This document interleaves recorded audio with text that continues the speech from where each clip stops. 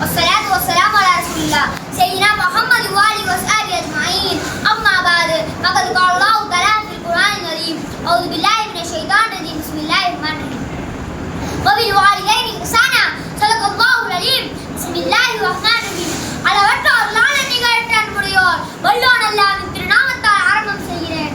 சாந்தியும் சமாதானமும் எங்கள் உயிரிலும் மேலான கண்மணியான ரசூலுல்லாஹி ஸல்லல்லாஹு அலைஹி வஸல்லம் அவர்கள் மீதும் பரிசுத்தமான அவர்களின் குடும்பத்தார் மீதும் உன்னதமான அவர்களின் தோழர்கள் மீதும் உண்டாகட்டுமாக. மாணவர்களின் பேச்சு திறனை வளர்க்க வேண்டும் என்ற உயர்ந்த நோக்கத்தில் ஆரம்பிக்கப்பட்ட இந்த மன்றத்தில் பெற்றோர்களை மதிப்போம் என்ற தலைப்பில் பேசுவதற்காக நான் வந்திருக்கின்றேன். அன்பிற்குரிய அல்லாஹ்வின் நல்லடியார்களே, இஸ்லாம் மனிதனுக்கு தேவையான அவன் வாழ்வில் உயர்வதற்கு அத்தனை நற்பண்புகளையும் தந்திருக்கின்றது. அதிலே ஒன்றுதான் பெற்றோர்களுக்கு உபகாரம் செய்வது. நாம் இந்த உலகத்திற்கு வருவதற்கு காரணமாக இருப்பவர்கள் பெற்றோர்கள்.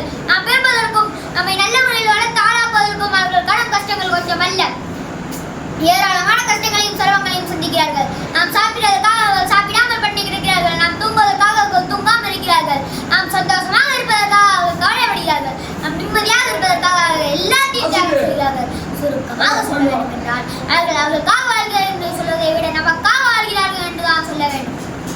நமக்காக இத்தனை பெரிய தியாகங்களை செய்ய அந்த பெற்றோரிடத்தில் நாம் நல்ல முறையில் நடந்து கொள்ள வேண்டும்.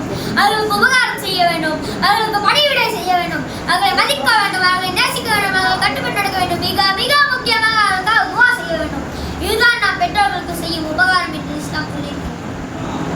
பெற்றோர்களை அந்தஸ்தையும் கண்ணியத்தையும் அவர்கள் செய்ய வேண்டிய கடமையின் பேர் எந்த மதம் சொல்லாத அளவுக்கு மிக மிக உயர்வாக இஸ்லாம் சொல்லியிருக்கின்றது. சொர்க்கம் தாய் பாதங்களுக்கு கீழே உள்ளது, அல்லாஹ்வின் பட்டம் தந்தை பட்டத்தில் உள்ளது என்று பெருமானார் ரசூலுல்லாஹி ஸல்லல்லாஹு அலைஹி வஸல்லம் அவர்கள் கூறுகிறார்கள். ஒரு மனிதர் என்னதான் அவர்கள் செய்தாலும் அவர் சொர்க்கம் செல்ல வேண்டும் என்றால் தன் பெற்றோரை மதிக்க வேண்டும் என்பதை நாம் புரிந்து கொள்ள வேண்டும். அவர்களுக்கு உபகாரம் செய்வது, அவர்கள் கட்டுப்பட்டு நடப்பது, இதெல்லாம் இரண்டாவது விஷயம். அதை அன்போடு பார்த்தாலே நன்மை கிடைத்துவிடும். எவர் ஒருவர் தன் பெற்றோரை அன்போடு மிருகத்தோடு பார்க்கிறாரோ அவருக்கு ஒப்புக்கொள்ளப்பட்ட ஒரு ஹஜ்ஜின் நன்மை கிடைக்கும் என்று பெருமானார் ரசூலுல்லாஹி ஸல்லல்லாஹு அலைஹி வஸல்லம் அவர்கள் கூறுகிறார்கள்.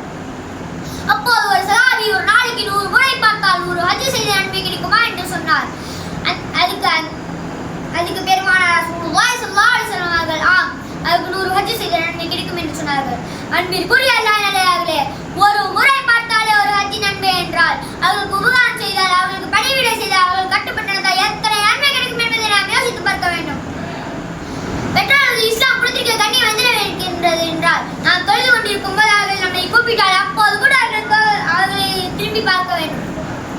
முந்தைய காலத்தில் ஜுரை என்ற பெரிய வணக்கசாலி இருந்தார். ஒரு நாள் அவர் தொழுது கொண்டிருக்கும் போது அவரது தாயார் அவரை அழைத்தார். ஜுரை அதற்கு பதிலளிக்காமல் தொழுது கொண்டிருந்தார். இரண்டாவதாக அழைத்த போது பதிலளிக்கவில்லை, மூன்றாவதாக அழைத்த போது பதிலளிக்கவில்லை.